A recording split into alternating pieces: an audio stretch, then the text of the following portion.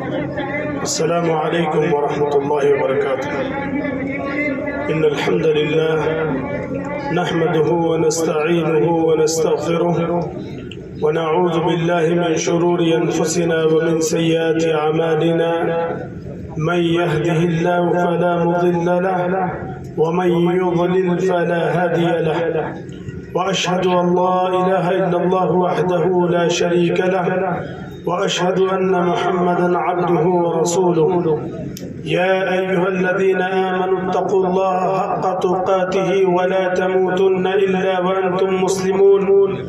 يا أيها الناس اتقوا ربكم الذي خلقكم من نفس واحدة وخلق منها زوجها وبث منهما رجالا كثيرا ونساء واتقوا الله الذي تساءلون به والأرحام إن الله كان عليكم رقيبا.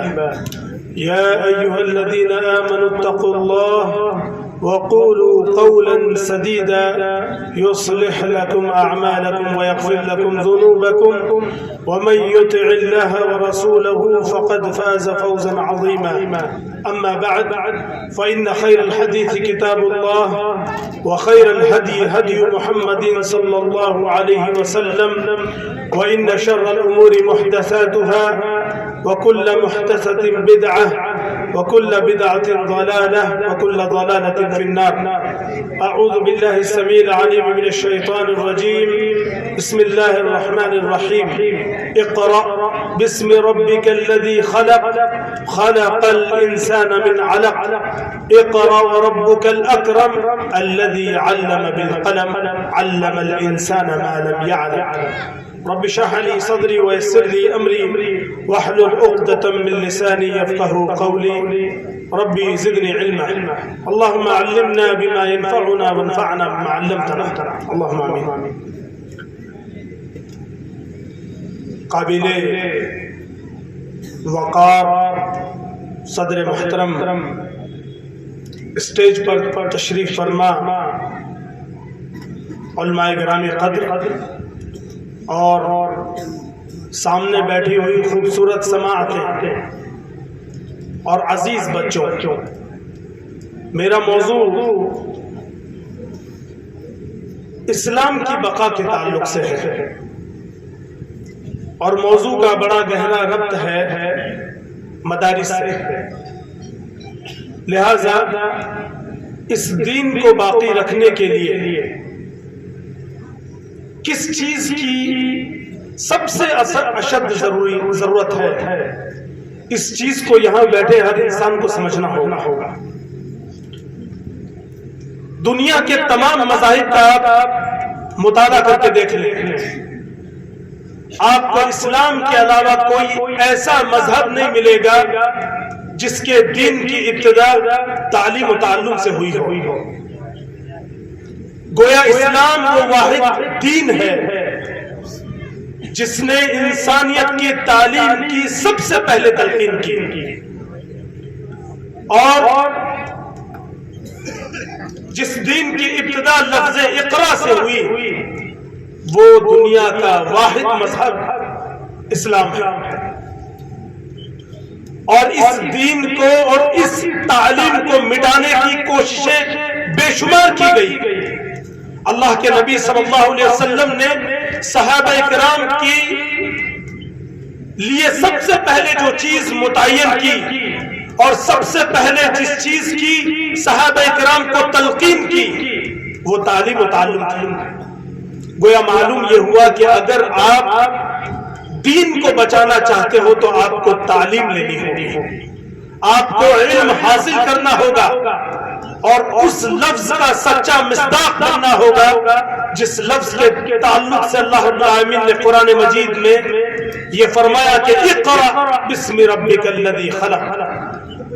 اللہ کے نبی صلی اللہ علیہ وسلم نے جب اس تعلیم کو بلند کیا تھا تو آپ کا مکہ میں رہنا دوبر کر دیا گیا، آپ کے اوپر مکہ کی سرزمین کو تنگ کر دیا گیا اور نتیجے میں اللہ کے نبی صلی اللہ علیہ وسلم اور صحابہ کرام نے یہ فیصلہ کیا کہ ہم اپنا بوری بستر باندھ کر کسی ایسی جگہ ہجرت کر جاتے ہیں جہاں ہمیں کم سے کم دین کے حصولی کے اندر سب سے زیادہ آسانی فراہم ہو سکے، اور وہ جگہ دار الہجرہ مدینہ منورہ کی شکل میں اللہ کے نبی صلی اللہ علیہ وسلم اور صحابہ کرام کو عطا کی گئی۔ اللہ کے نبی صلی اللہ علیہ وسلم اور صحابہ کرام جب مدینہ پہنچتے ہیں، مدینہ پہنچنے کے بعد آپ صلی اللہ علیہ وسلم نے کوئی اور چیز کا انعقاد نہیں کیا، بلکہ ایک ایسی درسگاہ کو وجود میں لے کر آئے جہاں پر صحابہ کرام رہ کر کے تعلیم حاصل کر سکے، اور وہ جگہ تھی مسجد نبوی۔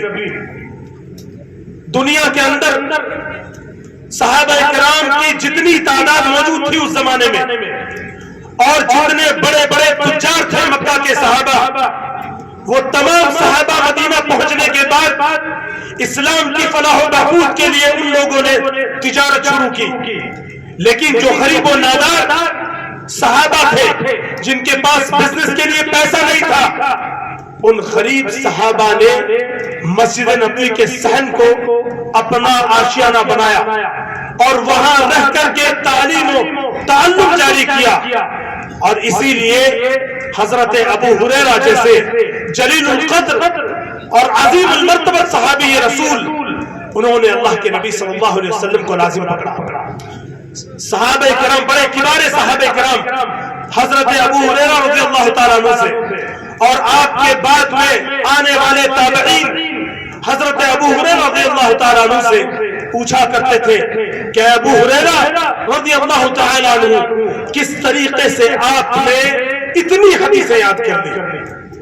حضرت ابو ہریرہ رضی اللہ تعالیٰ عنہ کا جواب تھا کہ جب مکہ کے میرے ساتھی اور کبار صحابہ اور مکہ سے آنے والے مہاجر صحابہ جب مدینہ کے اندر آنے کے بعد انہوں نے اسلام کو ترقی دینے کے لیے جب تجارت شروع کی، میں نے ان ایام کے اندر پیسے کو ترجیح نہیں دی، میں نے اللہ کے نبی صلی اللہ علیہ وسلم کی مصاحبت کو ترجیح دی تھی۔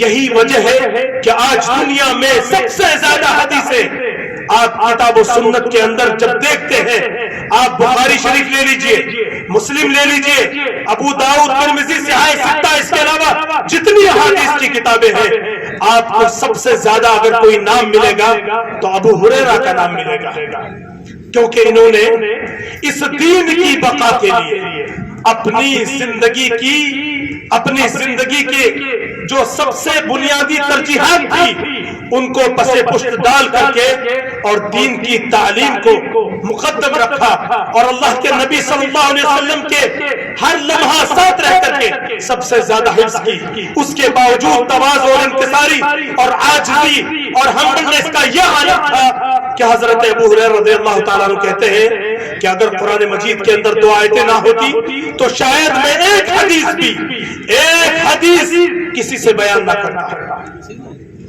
اور وہ دونوں آیتیں کون سی؟ ان الذين يكتمون ما انزلنا من البينات والهدى من بعد ما بيناه للناس في الكتاب اولئك يلعنهم الله ويلعنهم اللاعنون۔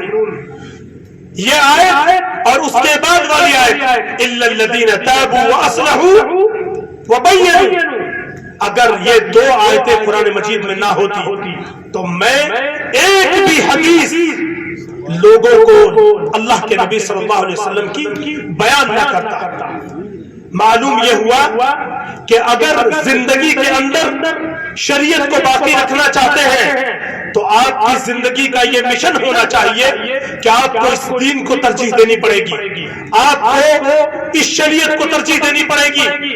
اپنی زندگی کی جتنی بھی ترجیحات ہوں، آپ نے اگر دین کو مقدم نہیں رکھا تو یاد رکھیں دنیا میں جتنے ذلیل ہو رہے اس سے زیادہ ذلیل ہوں گے، اور ابھی ذلت اور گمراہی کا بہت کم مزہ چکھا ہے۔